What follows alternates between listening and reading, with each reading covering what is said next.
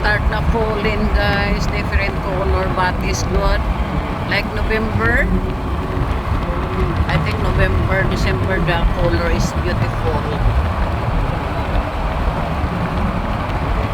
Dahil maganda ang weather guys, si Mr. K walang work today, kaya mag-fishing naman tayo guys. Fishing time in the Tennessee River Valley. Ganda ng kulay guys. Oh, yahoo! Yahoo!